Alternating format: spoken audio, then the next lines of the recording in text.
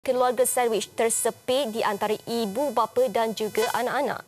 Baik, jadi saya pasti ini juga adalah satu yang menjadi kelaziman dalam masyarakat kita sekarang kerana ini menjadi satu tanggungjawab kerana untuk menjaga ibu, ayah, anak-anak dan sebagainya. Jadi inilah yang perlu kita bincangkan kerana kalau kita salah cara menguruskannya, ia menjadi satu masalah dan juga dilema yang sangat-sangat besar. Jadi bersama dengan kita pada hari ini, bersama dengan saya, di sebelah saya ini Diana Rusdi. Terima kasih Diana bersama kita pada hari ini. Assalamualaikum. Waalaikumsalam. I'm back. Okey, dan juga Dr. Nur Safatul Azmin Abdul Razak, Pensyarakanan Jabatan Psikologi Pendidikan dan Kaunseling Fakulti Pendidikan Universiti Melaya bersama kita pada hari ini. Terima kasih Assalamualaikum Doktor. Sihat ya? Waalaikumsalam. Alhamdulillah. Alhamdulillah. Okey, baik Doktor. Diana dan juga Fahrin. Untuk kita membuka topik perbincangan kita hari ini, tersepit di antara ibu bapa dan juga anak-anak, keluarga sandwich. Doktor, apa yang boleh kita faham mengenai situasi ini? Okey, baik. Terima kasih atas soalan. Bila kita menyentuh kepada keluarga sandwich, apa maksud keluarga sandwich ni? Keluarga yang suka makan sandwich? Ataupun keluarga apah balik ke, keluarga apa kan? So, maknanya karakteristik ni kita kena kenal pasti apa yang dimaksudkan dengan keluarga sandwich. Bila kita menyentuh kepada keluarga sandwich, saya boleh klasifikasikan dia mengikut akronim lah. SANDWICH. Lebih sikit mudah faham kan? Baik. Keluarga sandwich, okey. S saya kategorikan dia kepada tersepit, sepit antara dua generasi. Atau kita panggil generasi atas dan generasi bawah. Apa tu generasi atas tu? Siapa generasi bawah tu? Kita masuk pula A. A tu artinya tersepit antara generasi bawah ataupun anak kita panggil. Okey. Kemudian N, D. Nenek dan datuk. Maknanya generasi yang atas. Maknanya yang tengah-tengah tu tersepit antara generasi atas dan generasi yang bawah. Okey, bila kita masuk pula kepada W, maknanya kita waktu dia tersepit untuk menjaga kedua-dua generasi ni. Maknanya nak menjaga ibu bapa yang mungkin perlukan perhatian yang khusus, penjagaan kesihatan, ya, waktu-waktu macam itu, ataupun parent yang memang kita perlukan dia perhatian yang khusus untuk penjagaan kesihatan. Pada masa yang sama juga, dia terbeban untuk menjaga kepentingan dan keperluan untuk menjaga anak-anak pula.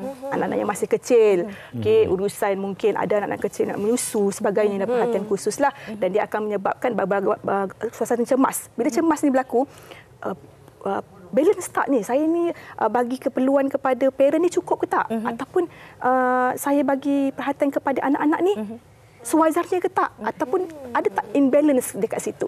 Dan mungkin kemungkinan situasi daripada sandwich ini akan mencetuskan kepada isu health, kesihatan. Kesihatan mental, kita rasa macam anak yang tak berguna sebab tak boleh bagi perhatian yang khusus kepada ibu bapa yang memerlukan dan sebagainya. Inilah kita panggil karakteristik keluarga sandwich. So, kita boleh tengok anda dalam kategori keluarga mana. Nuklear, extended maupun sandwich family. Kenapa ni sandwich? Bukan apam balik, lapis. Nampak go je. Okey, tapi kita nak tanya pada Diana tadi bila doktor cakap tadi.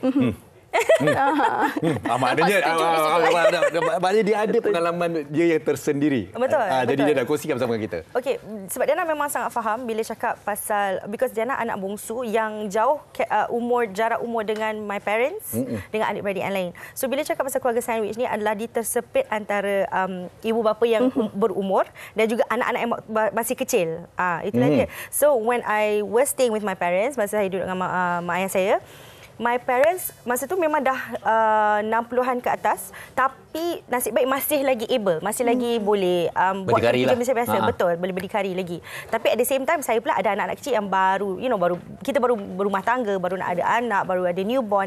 Lepas tu nak mendidik anak-anak tu, memang kita tersepit. Tapi tersepit dari segi Diana, waktu itu bukan dari segi financial ataupun attention dekat ibu bapa dan juga anak-anak, tetapi dengan cara didikan pula. Kita yang generasi kita, didikan kita lain. Parents kita punya didikan lain. Kan? Okay, itu generasi sebab dia generasi boomer, kita generasi lain. So wow. Tapi maksudnya memang Diana punya dari segi tersepit pula adalah kerana didikan anak-anak tu. Okey, maknanya mak ayah kata, didik anak awak sekian. Tapi kita pula berpendapat yang berbeza pula. Ya, tapi dari segi macam tu pula adalah atuk nenek ni lebih manjakan anak kita. Kita pula nak strict dengan anak-anak kita macam mana? Ataupun kita nak didik anak-anak kita tu macam mana? Salah satu dilema kan? Ya, sebab konflik atuk pendidikan nenek tu. kan masa tang kita, masa jaga kita, dia strict je lah macam pemain. Tapi bila kita ada anak-anak kita pula, dia punya manjakan dia lain pula kan. So itulah dilema dia for me lah untuk Diana. waktu itu masa Diana duduk dengan parents Diana. Tapi rasa tertekan tak? Oh, tertekan masa tu, tertekanlah masa tu. Tapi ada pros dia juga kan. Ada macam ayah kita memberikan kasih sayang yang lebih tu pun bagus juga. Betul. Kan. So dia tengok keadaan kadang-kadang. Dia tengok waktu dia juga. Dia punya waktu Betul. pun ada juga. Okey, baik, itu perkongsian dari Diana. Kita nak bacakan sedikit perkongsian daripada rakan kita di Facebook, iaitu daripada Afina Lia katanya. Saya balik kampung 2016, alhamdulillah dapat menjaga mak saya dari segi kesihatan juga makanannya. Alhamdulillah setakat ini anak-anak menantu saya pun turut serta menjaga upahnya dan kadang-kadang sesekali bawa pergi makan juga kami adik-beradik pun sentiasa prihatin. Tentang kesihatan mak juga belah mertua saya. Alhamdulillah mak pun sihat. 25 hari bulan 5 2023 ni dah 84 tahun. Alhamdulillah semoga terus dipanjangkan usia.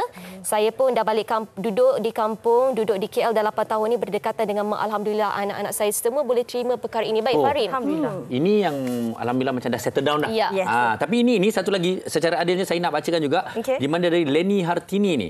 Oh, yang ini betul-betul ni. Okey, ini betul luahan. Okey. Memang tersepit dan kadang-kadang burn out. Yes. Cuma mampu menangis dan luahkan pada pasangan. Alhamdulillah lepas dah luahkan back to normal dan pasangan juga memahami saat-saat getih. Dia betul tau bila kita ada mak ayah, kadang-kadang mak ayah ni dah tua, kita terfokus pada nak menjaga hati. Yeah. Nak tegur kita takut, nak buat apa kita takut. Sudahnya itu mungkin salah satu daripada dilema yang kita hadapi sebenarnya. Betul tu, Farin. Dan doktor, kalau kita lihat sendiri dekat komen-komen ni, kebanyakannya kita dapat melihat peranan pasangan. Betul. Yang menyokong kedudukan kita, yang menyokong keadaan kita. Sejauh mana orang sekeliling ni mainkan peranan untuk terus menyokong individu yang berada dalam situasi ini? Betul. Ya. Normalisasi kita di dalam komuniti, kadang-kadang kita lihat peranan banyak dimainkan oleh pihak wanita. Saya tak kata mungkin Farin dari pihak lelaki kan takut marah saya pula kan. Takut. Muka saya dah berubah dah. Tetapi macam kalau kita tengok tadi dalam komen-komen tersebut, betapa pentingnya peranan yang dimainkan oleh selain daripada golongan wanita. Salah satu yang susuk yang paling kuat untuk menyokong adalah pasangan itu sendiri. Suami adalah satu kita panggil tunjang untuk menyokong kelangsungan wanita ini untuk rasa dia ni contribute untuk keluarga. Kadang-kadang kita stres, kita kata dia burn out dalam proses untuk menjaga hati ibu bapa nak menjaga ni. Kadang-kadang ibu-ibu ni kan kadang-kadang bila ada satu keadaan di mana mereka marah, tak sihat dan sebagainya, perbuatan itu akan memberi satu situasi yang sangat-sangat menduta keceritakan kita. Kan? Mungkin penat fizikal ni kita akan pulih, tetapi kadang-kadang penat emosi. Kan kita masih lagi terngiang-ngiang apa yang diperkatakan oleh ibu bapa kita dan something kan. Inilah masanya untuk kita meluahkan kepada pasangan sebagai sumber sokongan untuk pasangan. Kadang-kadang pasangan kita tu tak adalah orang kata boleh menyelesaikan masalah, tetapi menjadi pendengar. Betul? Pendengar. Dan saya sangat berterima kasih juga kepada pasangan-pasangan yang sangat sentiasa menyokong apa yang dilakukan oleh para isteri. Dan itu menjaga ibu bapa bukan satu keputusan yang mudah untuk dilakukan. Ya. Masuk saja ibu bapa, golongan-golongan tua kan, ditambah lagi dengan ibu bapa yang sakit memerlukan sepenuh perhatian dan penjagaan, termasuk lagi dengan isu kewangan. Ya. Jika ada sokongan yang sangat kuat daripada pasangan, khususnya pihak kaum-kaum Adam ni kan, mereka akan menyatakan bahawa mereka ada tempat untuk mereka bergantung, meluahkan perasaan dan kita panggil recharge semula perasaan-perasaan burnout tersebut, perasaan-perasaan stres, kecemasan dan rasa hopelessness tu tidak boleh bergantungan kerana mereka ini ataupun wanita ini mereka perlu satu keadaan untuk self care. Cara self care ini juga adalah dengan meluahkan kepada pasangan. Selain daripada pasangan, kita ada adik-beradik sebagai sumber sokongan. Sokongan ini bukan hanya dalam bentuk material semata-mata, kewangan, tetapi dalam bentuk sokongan penggiliran untuk menjaga ibu bapa, tanya khabar kepada ibu bapa, ataupun mungkin ada satu inisiatif macam tadi komen tadi kan, mereka bawa setiap minggu tu keluar, ibu bapa keluar pergi kan, keluar jalan-jalan dan sebagainya. Ini sebenarnya yang bentuk sokongan yang perlu dimainkan lah sebagai satu orang kata penguat untuk kita terus survive dalam sandwich family ni. Kalau perkara ni tak dikongsikan tanggungjawab ni, dia akan jadi, itu yang jadi satu dilema sebenarnya. Suami rasa terabai semata-mata kerana pasangannya menjaga ibu bapa yang sebenarnya juga tanggungjawab. Kemudian macam-macam perdebatan dan sebagainya kan. Jadi ini yang perlu kita ambil tahu sebenarnya. Okey. Betul, dan saya tertarik dengan kata-kata doktor tadi. Peranan adik-beradik juga penting dan saya kira ini ada kaitannya juga dengan rakan kita di Facebook ini mungkin berkongsi sedikit luahan rasa dari Izzah Comel. Katanya saya anak sulung dari 4 beradik, kami memang bergilir menjaga ibu yang tak sihat. Namun kadang-kadang bila tiba giliran nak bawa ibu ketemu janji klinik, masing-masing seolah-olah memberi alasan.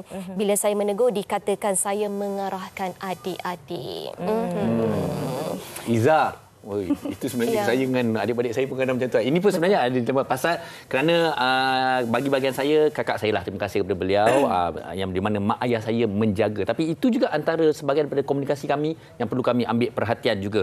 Okey, baik, seterusnya ini daripada seorang lelaki, Amin. Okey, daripada Amin Nuruddin. Assalamualaikum. Apa yang penting sama memahami antara satu sama lain. Jika sesuatu keadaan tidak terlalu memaksa, maka satu perkara berkait ini dapat dirancang dengan baik. Baik dari ibu bapa dan anak-anak, semua mampu main peranan ikut keadaan dan kemampuan, dan jika ada masalah saling berbincang dengan baik, insya-Allah semua akan baik-baik saja. Ini pun saya setuju juga. Komunikasi yang telus di antara semua pihak. Betul.